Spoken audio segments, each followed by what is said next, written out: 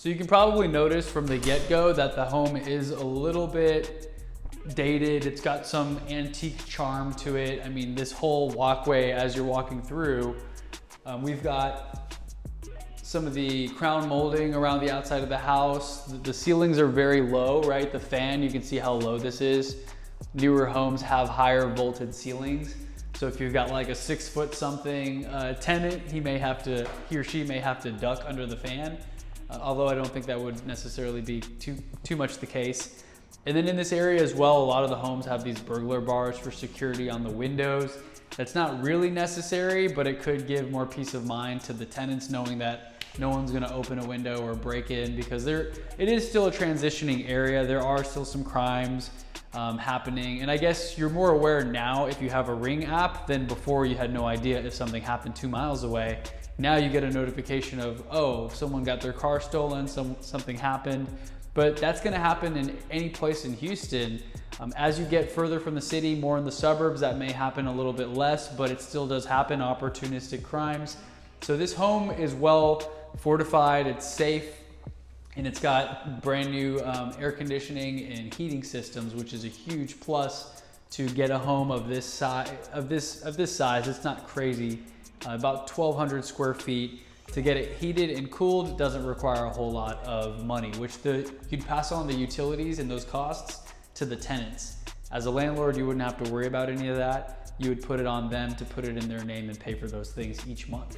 And then we kind of move in closer to the back of the house. It is an intimate thing where all the rooms are very close together. We've got like a little dining area. You could have like a breakfast type table. Not a whole lot of room to work with, but again, your tenants may or may not care about that. And now the kitchen, this is something where I mentioned I'd probably want to put a lot of money into updating. The tiles are older, they're a little bit dirty, they're cracked in some areas. I would want to update the cabinets. There's not really a whole lot of counter space. As you can see, there's not even a dishwasher in this older home. So you'd probably have to, take off the countertops, replace those, maybe sand this down, add some paint, or replace the cabinets entirely. Maybe you'd want to add more shelving or cabinets on the other side. You can see I just have this little black table here right now. It was a makeshift one for the time being. So tenants would really appreciate having some kind of more space to cook, to clean, to keep their Keurig or coffee maker or whatever it is that they use. But again, maybe that may not be a big deal. I would take a look at the comps, and I have taken a look at some of the comps, and a lot of places have rented that are just like this, and they've gotten pretty strong rents for what they give you. So I wouldn't really, if you don't want to deal with it, you could just try to rent it out as is. And then if you get feedback that, oh, there's not enough storage space, I don't really like the kitchen, as you get that feedback, you know what you need to fix. So here are the bedrooms. In these older homes, I mean, they didn't think to add closets or anything. So honestly, there were not closets when I purchased it. These were added in. They do kind of cut into the space a little bit of the room, but I think that the value that they provide kind of exceeds the negativity of it cutting into the room, because people need a place to put all their clothes, right? So there's hanging racks and storage and everything in there. This is one of the first bedroom, which I guess you could call the primary or the master bedroom. Although since the bedrooms are mirrored, there isn't really a true master. There's no bathroom attached to this. It's not like the new homes where you get a jacuzzi and you get all the bells and whistles. But as a rental property, this makes a perfect fit for someone who's just looking to rent by the room. So here's the other bedroom, and I actually rented this one out to 2 different people while I lived here in that other room that we just saw. And you can see some signs of like wear and tear from them moving in. My most recent roommate had a TV mounted on the wall. I mean, these are all little things that you can get fixed. And she even has some like stars and planets from her 2-year-old. She had a kid, so you can kind of see some of that I didn't really feel like peeling off. So that's gonna happen from time to time. Whenever you have tenant turnover, there's gonna be some items that you need to fix, right? There was something stuck here, pulled it off, it ripped off some of the paint. We can get all that stuff fixed. It's relatively minor, but you'll notice that the laminate flooring, which I actually put in 2014, 2016 when I bought the house, it looks super shiny and clean. I just had it cleaned. There's no visible scratches that I can see. And so I wouldn't even touch the flooring in these 2 bedrooms. I'd probably leave the flooring as is. If I were to do any updates at all, it would be that tile out in the living room, the kitchen, and this back room as well has some of the old tile from when I first purchased the house. Cool, so let's check out this last room of the house.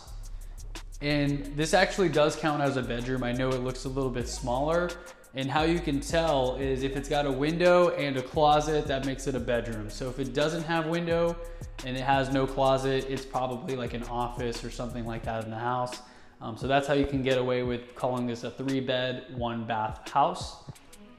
And like I mentioned earlier, if you were renting this out by the room, you'd probably have to put this one for a little bit less because it is smaller than those other 2 rooms that we just looked at. And another thing here, you may want to consider equipping your rental property with a washer and dryer so people don't have to bring their own.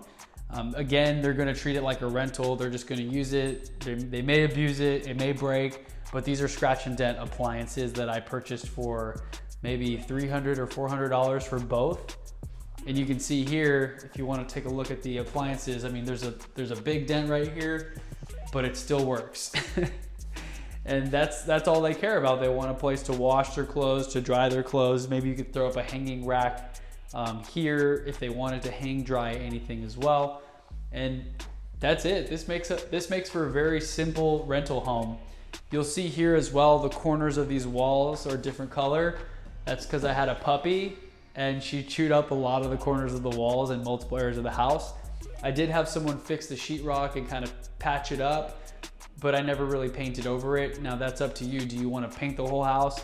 Many people do. You can get more just from the cosmetic stuff. So if you wanted to rent this place out, I'd do a fresh couple coats of paint across the whole house, maybe even a lighter color. Instead of this like yellowish dark color, do a brighter white color, or like a light gray is pretty popular. And you can get rid of all those little patches on the corners, and this place would look a lot more open and inviting to someone who is looking to rent. Like I mentioned before, one thing to note is that you need to think of this as an investor and as an investment. Don't think of it as a house that you want to live in, because I've seen people make this mistake where they over renovate, they spend way too much money, they make it way nicer than they want or than they should, and they try to rent it out for $2,000 a month, but none of the comps support that. Maybe other homes or apartments are renting for $1,100 or $1,200 a month. So you can't magically just make it worth more by over renovating it. But at the same time, you may think like, hey, I would never live in this place. Like, this isn't even that nice. Like, you know, burglar bars on the windows, like look at the old floor. But a tenant probably doesn't even care. They just want to live 5 minutes from U of H or downtown or wherever it is at a relatively affordable rate, $1,100 a month, $1,200 a month. For $1,200 a month to have 3 bedrooms, a bathroom, and 1,274 square feet, that's actually pretty good compared to some apartments that are very close by. They cost the same, they're a little fancier, they have a nice little pool, but you get 1 bedroom and 1 bathroom and that's it. So for a family, this would make more sense. For a college kid, maybe a college kid would prefer an apartment, but it doesn't matter, right? Who's your demographic? As long as you can get a paying tenant in here, it shouldn't matter, right? Money's money at the end of the day. So another thing too, it's something that people call house hacking, where an investor may buy a property and they may live in one room and rent out the other room. So that's an option. Or if you're the landlord, you could rent out individual rooms to college students. Again, University of Houston is only 5 minutes away. And if you could rent each room for like $500, $600, you're making $1,500 a month on these 3 bedrooms. You probably have to do a little bit less. That room in the back is a little bit small, to be fair. But the only thing that I would recommend on this older house too that I didn't think of when I bought is I would add a second bathroom somewhere if possible, because 3 beds and 1 bath, that is a little bit tight. If you think about it from a tenant perspective, imagine 3 people all trying to go to work or school and trying to use the bathroom and there's only 1. At least a half bath somewhere else, maybe like right behind it, cut into that room behind it. That way people can use the restroom and get ready and do whatever they need to do before they start their day.